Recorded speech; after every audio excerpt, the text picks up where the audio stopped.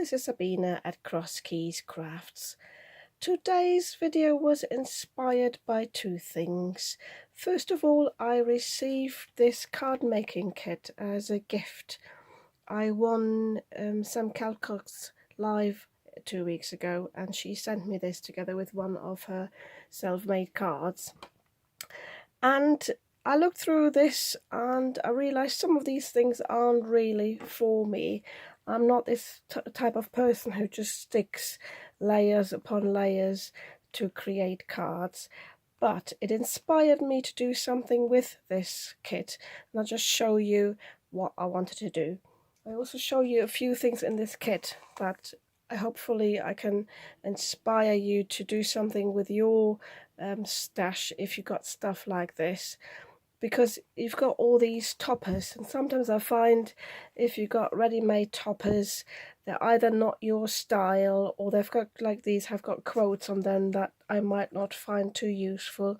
But don't dismiss them just yet, because these here I can easily put something on the top here and just use them as a shape, or this one easily, like can use the flowers in the background and just put my own topper on the top here and just reuse this.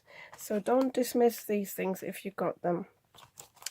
So, and second tip, if you don't use them, just pass them on to a crafty friend that might make use of these, especially some charitable organizations, some care homes. They might be very pleased to have something like this that they can use for a crafty afternoon. So that's really, really useful to pass on if you don't use it yourself. Don't bury it in your craft room. Just keep in your craft room what you are actually going to use. I also looked at these. Again, they're not quite my style. These might be, but I'll have a think of what to do with them. What did appeal to me are these words here. So I decided to do something with this.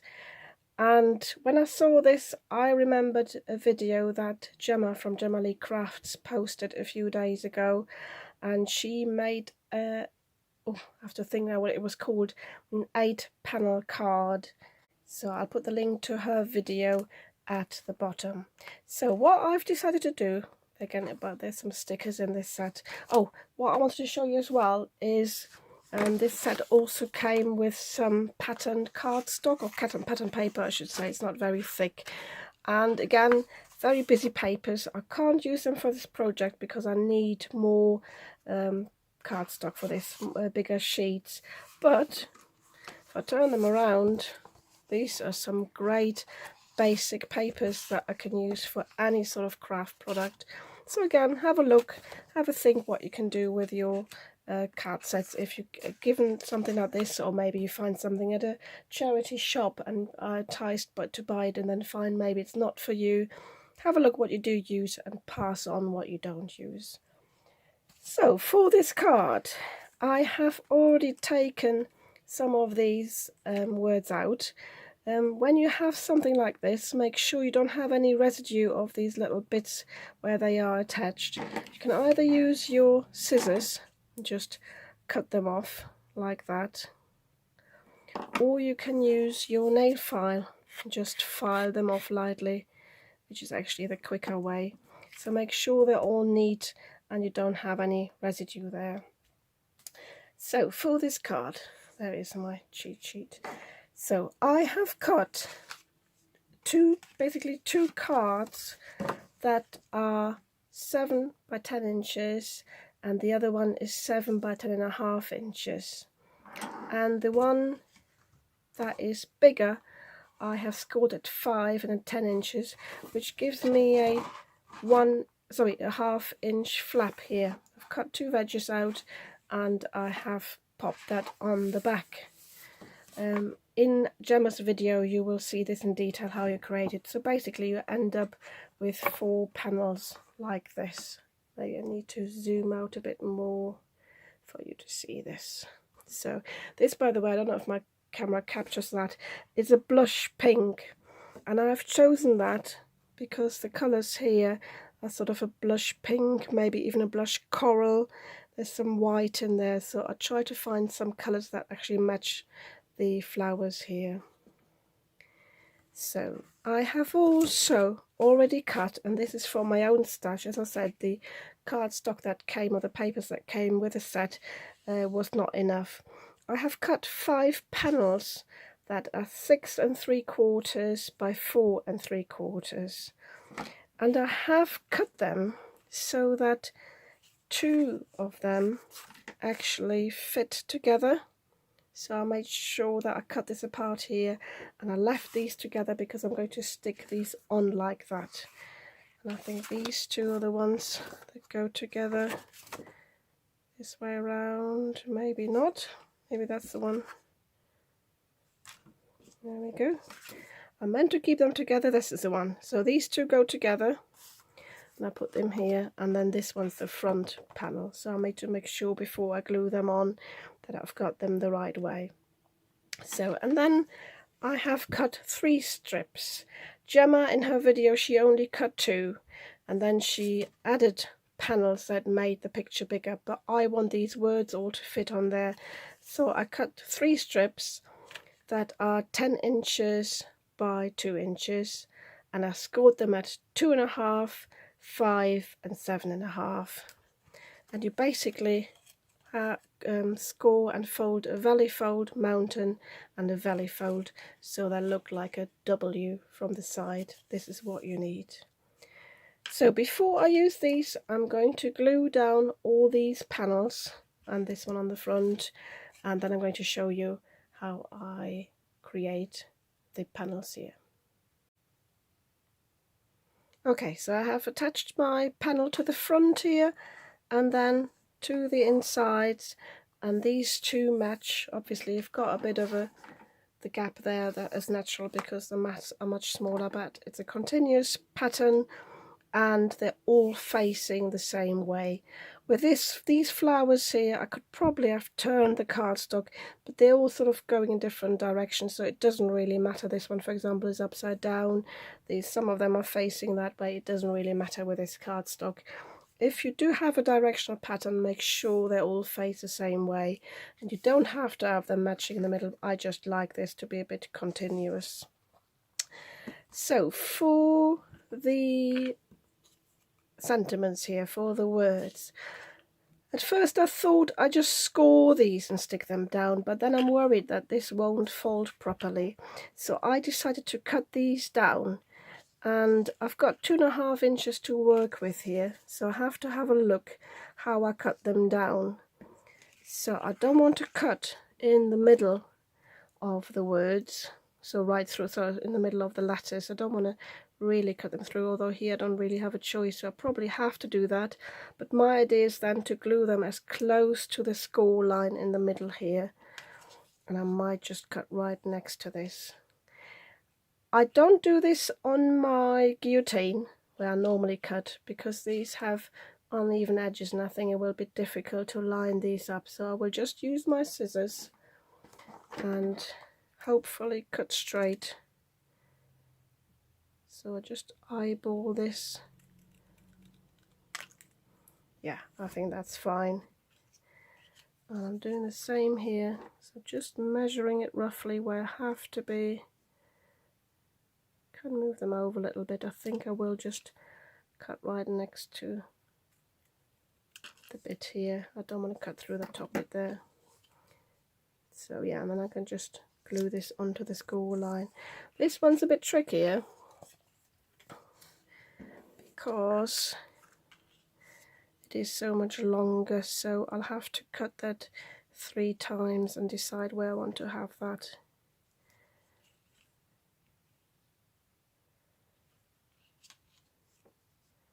So bear with me while I decide. I might have actually got a little ampersand here, so I might just incorporate that on this one. So maybe cut it there, there, and then somewhere there. Yeah, I'll just go for it.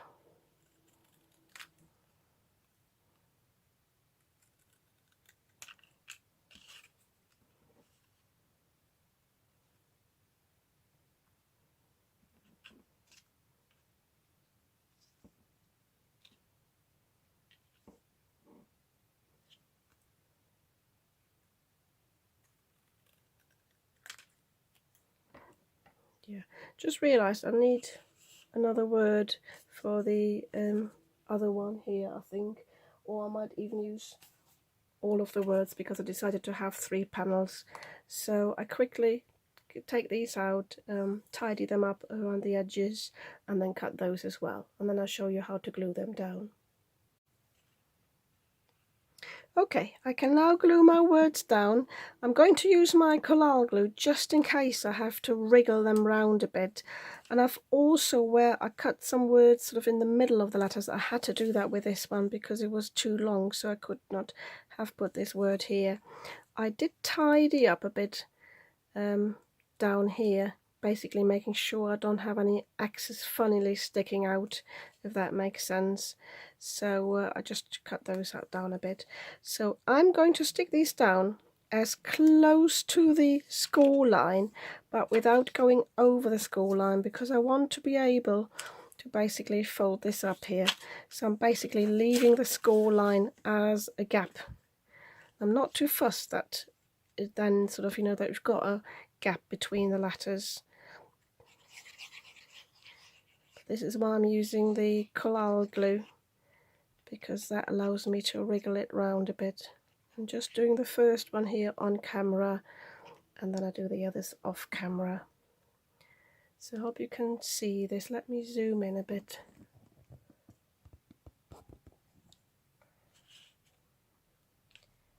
So make sure also it's sort of in the middle, same gap on the top of the and the bottom. I'm not too fussed about this overlapping here because this will fold out, so I can allow for the few millimeters here as long as it's not glued down on the edge there. So I can press that down there.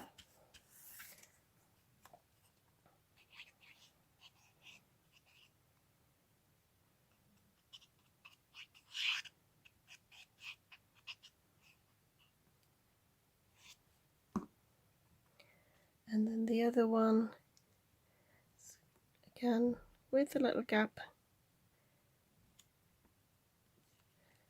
just there. Make sure it's sort of straight, because when you concentrate on this it's easy to go a bit wonky on the other side. So make sure it folds up nicely, which it does. This is again why if you've got the collal glue you can actually move it a bit still. Yeah, that folds nicely, so I'm happy with that. So check that. As I said, this one overlaps slightly. It doesn't matter. You could cut it down if you wanted to, but I just leave it like this. So I'm going to glue all the others down now, and then I'll show you how to attach them in the card. Okay, so I've already glued my words down, and now I have put them where I want to glue them down, and I'm starting with the one on the right hand side because this one will go in the middle, and this one will be will determine how far up this one goes and how far down this one goes. So what I need to do is, again, I'm using my quick grab glue. I'm going to put some glue behind this panel here.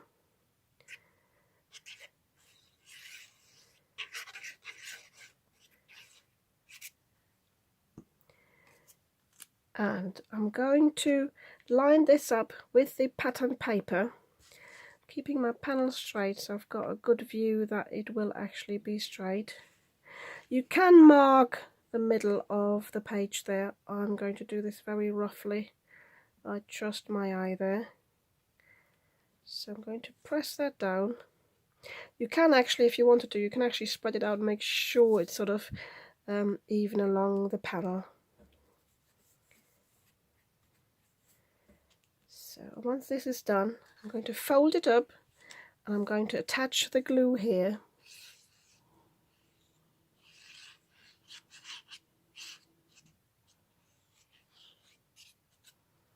And now I'm going to fold this panel down to grab that panel there.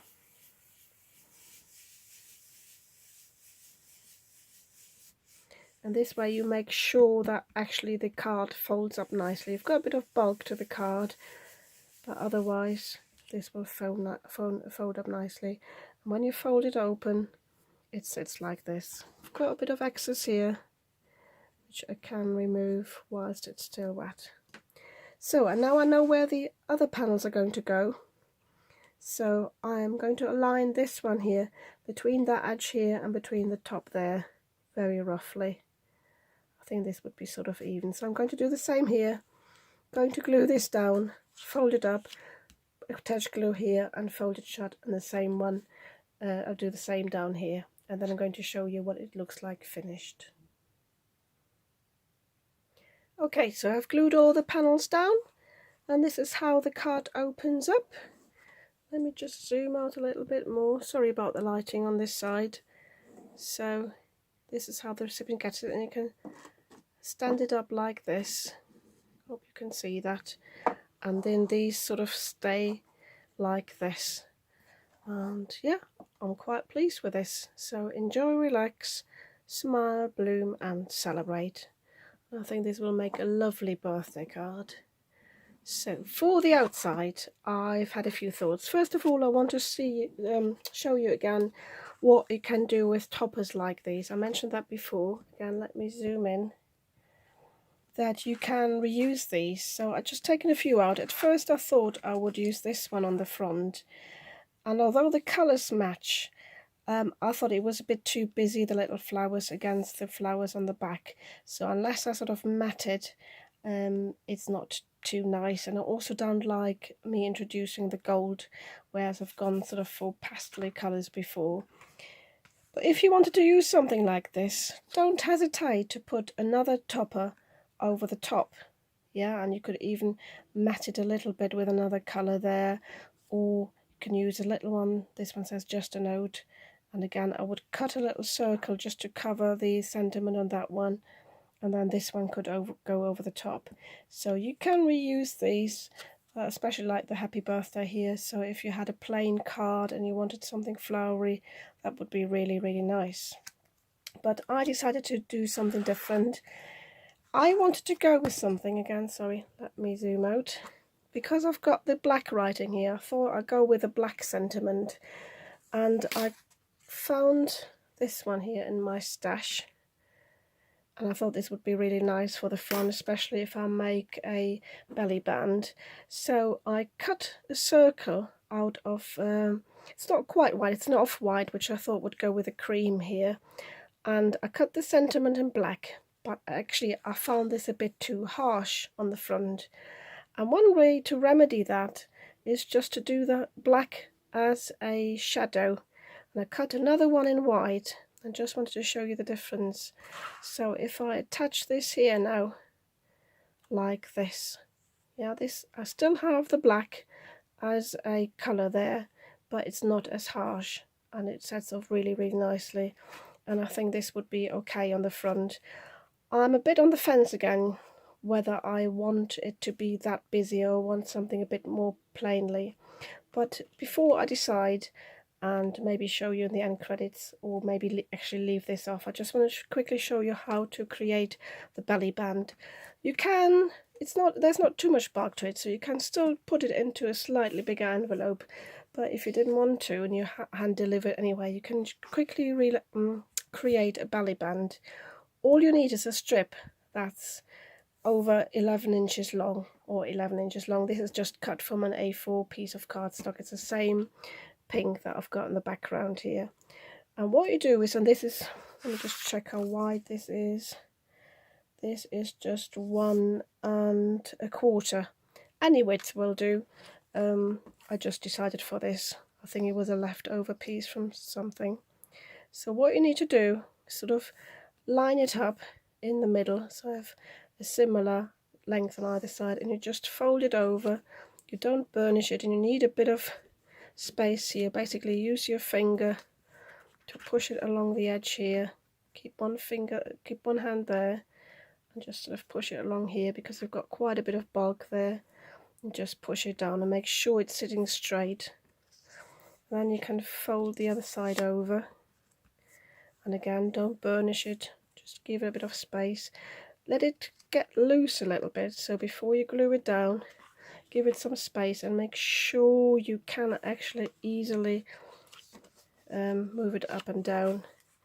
Quite sure how to show you, but when you glue it together, yeah, don't pull it in like that, rather give it a little bit of room. So when you've measured it like this, glue it down like this with lots of excess. You can cut this down a little bit, so cut that bit off and that bit off, so if you only got a little bit to overlap. But if you have got a big topper there, you might just as well leave it as it is. I will probably cut a little bit off here so that I've got the overlapping bit a bit more central. And obviously when you put the topper on, make sure that the bit that is a bit wider, a bit thicker here for the bigger bulk is actually on the right side. So I'll have a think what I'm going to do with my topper, or whether I just have a plain one, or maybe just some flowery decorative paper, and then I'll just show you the final result in a sec. Okay, so here's finally my finished card. I decided in the end the white was too harsh for me, and I nearly dismissed this topper, and then I decided to, when I was looking for some coloured cardstock, I thought it would be actually nice to pick up some colours from the pattern paper. So all I did was I used my little finger daubers and the colours that I, sorry, the inks that I had left on them, and just randomly ink blended on this, on the white die cut, and then I just glued this on with as little black showing as possible, so it's just got a hint of it, and I'm really pleased with it now. So slide the belly band off, and I vaguely remember, if you check out Gemma's video, I think she had a better way of doing the bulky side here, but it works for me. So, and as I said, as I showed you before, when it opens like this, it's a really big card, and it displays like that. As I said, I'm going to show you a final photo at the end of this video now, what it looks like when it sits on a shelf or a table. If you like this card, you might want to give me a thumbs up, and if you'd like to see more of what I'm creating, you might want to subscribe to my channel. I post videos about 2 to 3 times a week, and yeah, mustn't leave without saying thank you to Gemma for the inspiration, and a thank you to Sam for sending me this lovely gift. Thank you very much for watching, and I'll see you soon.